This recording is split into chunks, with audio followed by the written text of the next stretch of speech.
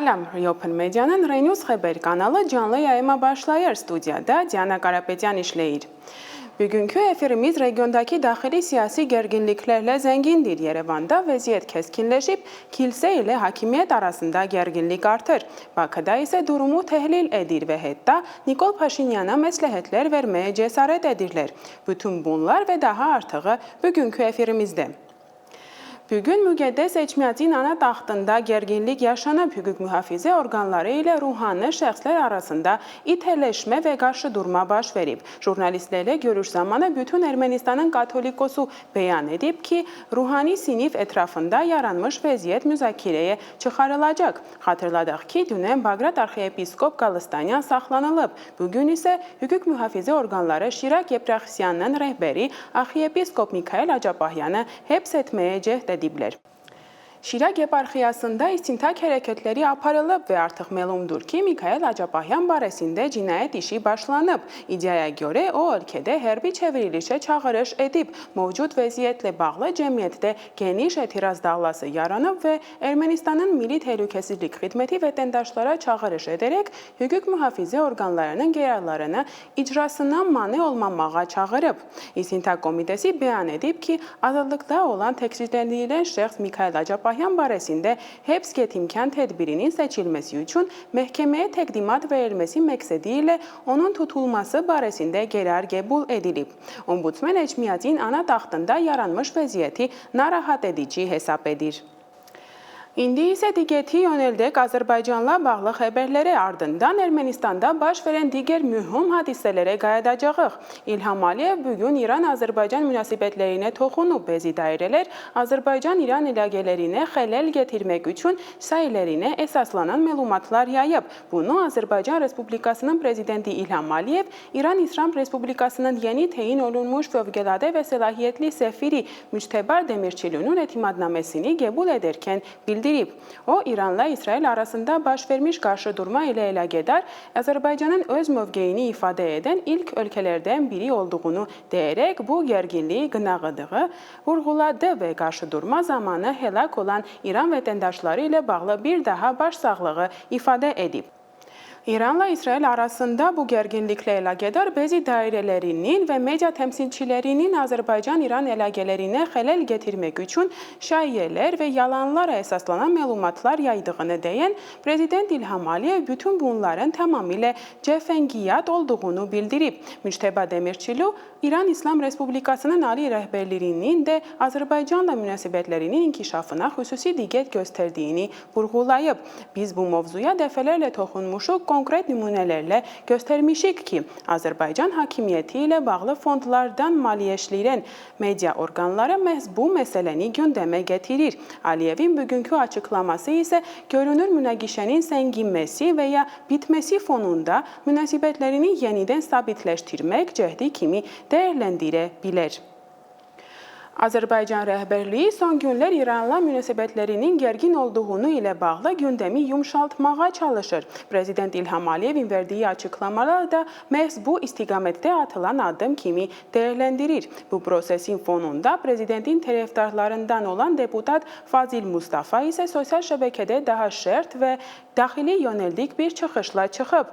O, İranın Təbriz şəhəri ilə birləşmə çağırışları edən şəxsləri şərt tənqid edib və onların Azərbaycan dövlətinə qarşı çıxdıqlarına bildirib. Özünü ziyalı sayıb birləşməkdən dəm vuran cəhillər birləşəcəyiniz bu günün Təbrizinə diqqətlə baxın və unutmayın ki, qopmaşacaqdıq. Onlardan elə də fərqimiz olmayacaqdı, deyə Fazil Mustafa Facebookda yazıb. Deputat əlavə edib ki, hər gün Rasulzadənin, Üzeyir bəyin, Abulfaz Elçi bəyin, Heydər Əliyevin və İlham Əliyevin adı ilə bağlı olan müstəqil və dünyəvi Azərbaycan Respublikasına dua edilməli və şükür olunmalıdır. Onun sözlərinə görə bugün də dünyəvi dövlətə qarşı çıxmaq istəyən qüvvələr var və cəmiyyət bu təhlükəyə qarşı ayıq olmalıdır. Bakıda partlayış baş verib hadisə Cəfər Cabbarlı adında Azərbaycan Film Kinostudiyasının heyətində qeydə alınıb. İlkin məlumata görə film çəkilişi zamanı istifadə olunan pirotexnik vazitələr partlayıb. Nəticədə əraziyə fövqəladə hallar və təcili tibb yardım qrupları cəlb olunub. Xəsarət alanlarla bağlı məlumatlar dəqiqləşdirilir. Hadisə ilə bağlı hazırladığımız qısa reportajı təqdim edirik. Daha sonra isə studiyaya qayıdacağıq və digər önəmli mövzulara toxunacağıq. Dünən axşam saatlarında Azərbaycanın paytaxtı Bakının Yasamal rayonunda yerləşən Azərbaycan Film Kinostudiyasının ərazisində güclü partlayış baş verib. Hadisə, film çəkilişləri üçün nəzərdə tutulmuş fişəng anbarında qeydə alınıb və bunun ardınca dərhal yanğın başlayıb. Nəticədə 200 kvadrat metrə yaxın sahəsi olan bir mərtəbəli bina külə dönüb. Tələfat və ya yaralananlar barədə məlumat verilmir. Buna baxmayaraq, partlayış reaksiyasız qalmayıb, xüsusən də sosial şəbəkələrdə bir çoxları artıq hadisəyə siyasi kontekst yükləməyə çalışır. Rəsmi olaraq hadisənin səbəblərinin araşdırıldığı bildirilsə də, ictimai məkanda artıq günahkarın dəqiq təyin edilməsi prosesi başlayıb. Son vaxtlar müşahidə olunan anti-İran ritorikasını davam etdirən bəzi istifadəçilər Bakıdakı partlayışın güya Azərbaycanın Ordu Günü münasibətilə İranın mesajı olduğunu iddia etməyə tələsiblər. Bu, İran tərəfindən həyata keçirilən təxribata bənzəyir. Ya dronla vurublar, ya da içəridən partladıblar. Bu Ordu Günü münasibətilə bizə bir mesaj idi. Hadisəyə həsr olunmuş sosial şəbəkə paylaşımlarından birində qeyd edilir. Bu şərhlər partlayışın baş verdiyi günü, iyunun 26-sını birbaşa Azərbaycan Silahlı Qüvvələrinin Ordu Günü ilə əlaqələndirir və hadisəyə siyasi çalar qatmağa çalışır. Rəsmi istintaqın nəticələrini gözləmək lazım olsa da, artıq insidenti anti-İran təbliğat vasitəsinə çevirmək cəhdi göz qabağındadır. Xatırladaq ki, ötən günlərdə yenə də İranın ünvanına Azərbaycan istiqamətində mümkün təxribatla bağlı ittihamlar ehtiva edən Xoşgədəmin bəyanatı yayılırdı. Türkiyədə səfərdə olan Müdafiə Nazirinin birinci müavini Azərbaycan ordusunun baş qərargah reisi general-polkovnik Kerim Veliyev rəhbərlik etdiyi nümayəndə heyəti ilə birgə İstanbul şəhərində keçirilən sülhün müdafiəçisi beynəlxalq təlimini izləyib. Təlimin planlaşdırma prosesi, ssenarisi, məqsədi və tapşırıqların yerinə yetirilmə ardıcılığı barədə qonaqlara ətraflı məlumat verilib. Anadolu Qartalı təlimini Azərbaycan Hərbi Hava Qüvvələrinin bir qrupu pilot və texniki heyəti ilə yanaşı aviasiya vazitələri cəlb olunub. Keçirilən görüşlər zamanı Azərbaycan və Türkiyə arasında qarşılıqlı inam, etimad və dəstəyə əsaslanan əməkdaşlığın inkişafı perspektivləri müzakirə olunub. İstanbulda Türkiyə və Ermənistan nazirləri görüşüb. Biz İstanbulda Ermənistanın Energetika və Tibbi Sərvətlər naziri David Xudatyanla görüşdük. Görüş zamanı biz Ermənistan-Türkiyə enerji əməkdaşlığının mümkün yolları müzakirə etdik. Türkiyənin Enerjisi və Tibbi Sərvətlərin naziri bildirib. Məlumata görə Xudatyan Qlobal Nəqliyyat Bağlantısı forumunda iştirak etmək üçün Ankaraya getdi. Ermənistan Respublikasının Xarici İşlər Naziri Ararat Mirzoyan rəsmi səfər çərçivəsində Şətin baş katibi Nurlan Yerməkbəyov ilə görüşüb. Nazir Mirzoyan Ermənistan Respublikasının təşkilat çərçivəsində iştirakının genişləndirilməsi məsələsində Ermənistanın mövqeyini vurğulayıb.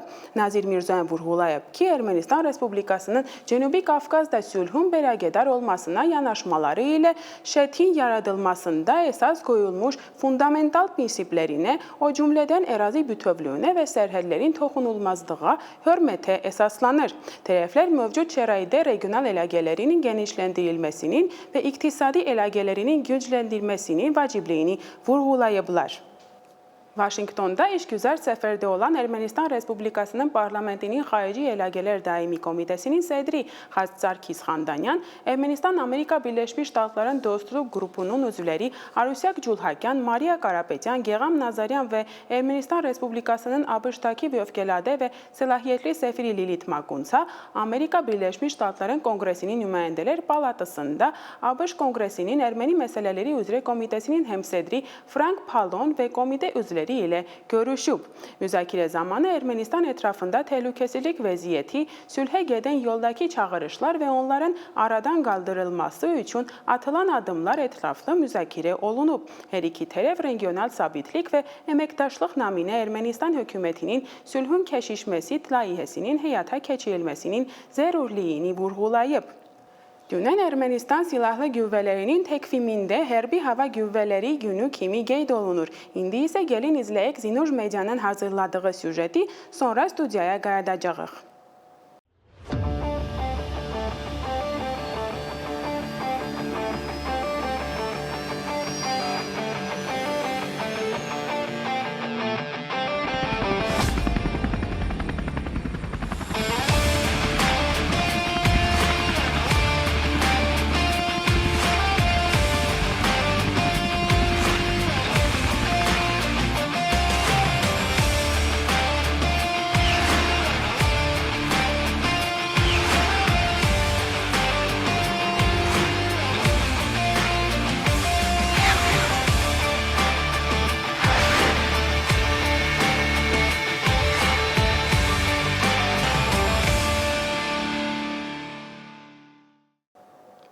Ermənistandan olan xəbərləri isə Başnazir Nikol Paşinyanın Türkiyəyə səfərinə dair maraqlı bir açıqlama ilə yekunlaşdıraq.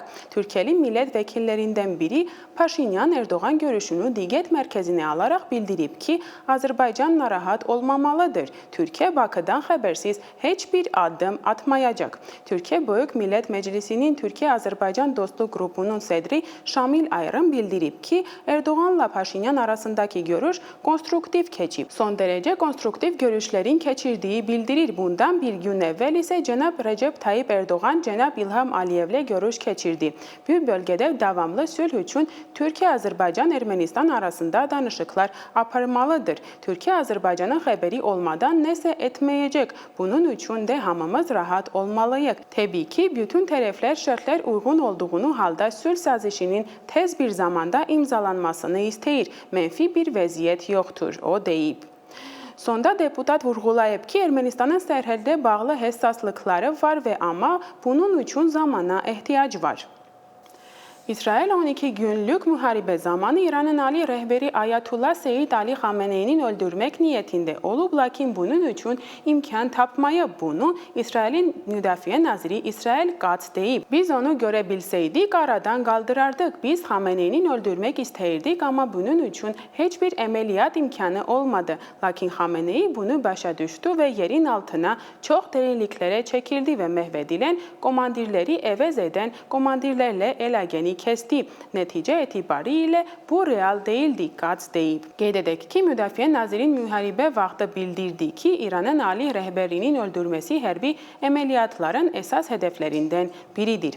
Bu kontekstdə mən zəruri hesab edirəm toxunmaq İranlı ekspertlərindən birinin ifadə etdiyi fikirlərə, hansı ki, həmin fikirlər Azərbaycan mediasının başlıqlarında da yer alıb. İran İslam İnqilabı Keşikçiləri Körpüsü ölkənin ali rəhbəri Ali Xameneyindən sonra hakimiyyəti zorla ələ keçirə biləcək əsas güc hesab olunur. The Wall Street Journal nəşrinə analizində qeyd edilir ki, Xameneyi hakimiyyətdən getsə Sepah çevrilişə ələ ata bilər və ölkənin gələcək liderini özü təyin edir. Mütəxəssis Rey Takeh bildirib ki, Xameneyinin gücü Sepahın sədakətinə əsaslanır. Onun sözləyinə görə çevriliş baş verərsə İran ordusu və Keşikçilər Körpüsü daha böyük nüfuz qazanacaq. Sepahın 1979-cu ildən bəri İran Silahlı Qüvvələrinin ən güclü hissəsi sayılır. Onun 125 minlik şəxsi heyəti, quru qoşunları, donanması, hərbi hava qüvvələri və xüsusi təyinatlıları var. Eyni zamanda Sepah ölkənin iqtisadiyyatı, siyasəti və cəmiyyətində güclü təsirə malikdir. İran üzrə digər ekspert Ali Elfonə isə qeyd edir ki, milyonlarla insan Sepahın təsiri altındadır və təşkilat ölkənin əsas infrastruktur sahələrinə nəzarət edir. Amerika Birləşmiş Ştatların analitikləri hesab edirlər ki, regionda baş verən gərginliklər, xüsusilə İsrailin son hücumları İran hakimiyyətində güc balansını Sepahın xeyrinə dəyişə bilər. İsrail və Amerika Birləşmiş Ştatların təhdidlərindən sonra İranın ali rəhbəri Ali Xameneyinin varisini müəyyən edəcək komissiyası öz işini sürətləndirib. Bu barədə Reuters agentliyi xəbər verib. Yüksək səviyyəli təhlükəsizlik rəsmisi bildirib ki, Xameneyi ailəsi ilə birlikdə gizlənib və İnqilab Keşikçilərin Körpüsünün təyinatlı bölməsi tərəfindən qorunur. Aparılan müzakirələrindən sonra iki öndə gedən şəxsin namizədliyi irəli sürülüb. Bunlardan biri Xameneinin 56 yaşlı oğlu Müçteba, diğeri ise Xameneinin nevesi Hasan'dır. 5 Xameneinin yerine kim gelecek? Müçteba Xamenei, İran'ın hazırki Ali rehberi Ali Xameneinin oğlu olması ve mükemmel dini tehsil alması sebebiyle hazırda esas nemizet hesap edilir. Bundan başka onun şansını artıran daha bir amil ise Sepah'a yakın Şima olmasıdır. Ali rehberi seçiminden Sepah'ın güçlü tesiri nezere alınırsa bu onun şansını artırır. Diğer namizet Hasan Xomeyni de hem İslam İnkılabı'nın lideri Ruhullah Xomeyni'nin nevesi olması hem de güçlü dini tehsiline göre şansı kifayet kadar büyüktür. Lakin onu da Sepah ve təhlükəsizlik organları ile münasibetleri çok da yaxşı değil. Neve Xomeyni islahatçı Ganada yaxındır ve daha liberal siyasetin taraftarıdır. Hasan Xomeyni Ali Xomeyni'nin defelerle tenkit edip ve buna göre 2016 il seçkilerinde Ali dini lideri seçen Xobrekan Şurası'na namizetliği təsdiq edilmeyip. Ancak halk arasında xüsusilə gençler içinde nüfuzu güçlüyür. Sepah'dan ve mühafizakar çevrinden gelen güçlü narazılık onun Ali rehberliğine giden yolunu kesebilir. Hasan Xomeyni'nin hazırda islahatçı cihanın rehberi hesap edilen keçmiş prezident Hasan Ruhani ile yakın münasibeti var. İran'da Xomeyni'nin tebliğatı məhz Ruhani'ye bağlı medya kurumlarının vasitesiyle aparılır. İran'ın Ali rehberliğinin varisi meselesi tekçe daxili siyasi mübarize değil, hem de regional ve global güç balansına tesir eden strateji bir seçim olduğunu için xüsusi önem taşıyır. Beynəlxalq digər xəbərlər də yenidən İranla bağlıdır. İran bundan sonra öz nüfuzunu möhkəmləndirmək üçün çox iş görməlidir. Bunun Amerika Birləşmiş Ştatları Müdafiə Naziri Pete Hegseth deyib. O, həmçinin İrandakı Fordo Atom Elektrik Stansiyasında kimsənin olmadığını açıqlayıb. Hegseth bildirib ki, heç kəs həmin nüvə obyektinə daxil ola bilməyəcək. Fransa prezidenti Emmanuel Macron, İran'ın nüvə programının geleceği ile bağlı BMT Təhlükəsizlik Şurasının daimi üzvləri ilə müzakirələr aparmaq niyetinde olduğunu bildirib. O, Brüssel'de keçirilən Avropa İttifaqı samitinden sonra təşkil olunmuş mətbuat konferansında açıklama verib. Yaxın günlərdə nüvə silahların yayılmasının müqaviləsinin qorunması üçün bütün diplomatik səylərimi səfərbər etmək və bu prosesə Təhlükəsizlik Şurasının 5 daimi üzvünü cəlb etmek niyetinde diyem. Bugün Amerika Birleşmiş Ştatların prezidenti Donald Trump'tan başladım ve her bir ile bu istikamette devam edeceğim diye Macron vurgulayıb. Rusya prezidenti Vladimir Putin, İsrail ve İran arasında yaşanan münaqişəsinin artıq geridə qaldığını bildirib. O, Avrasiya İqtisadi Forumunda zamanı çıxışında danışıb. Putinin sözlerinə görə bu vəziyyət Avrasiya İqtisadi İttifaqının bütün yaxın şərq ölkələri ilə əlaqələrini inkişaf edilməsi üçün yeni imkanlar açır. May ayında İranla azad ticarət haqqında saziş qüvvəyə mindi. Hazırda yaxın şərqdə vəziyyət sabitləşir. İsrail və İran arasında münaqişə də artıq keçmişdə qalıb, belə hesab edə bilərik. Putin qeyd edib ki, bu, regiondakı bütün ölkələrə münasibətlərinin inkişafına təkan verəcək. Ve sonda Türkiye'de son 2 həftə ərzində FETÖ'ye qarşı keçirilən əməliyyatlarda 361 nəfər şübhəli şəxs saxlanılıb. Bunu Türkiye'nin Daxili İşlər Naziri Ali Yelikaya özünün X hesabında yazıb. O bildirib ki, 46 vilayətdə FETÖ'ye qarşı keçirilik əməliyyatlarda qiyabi həbs cəzası olan və axtarışda olanlar saxlanılıb.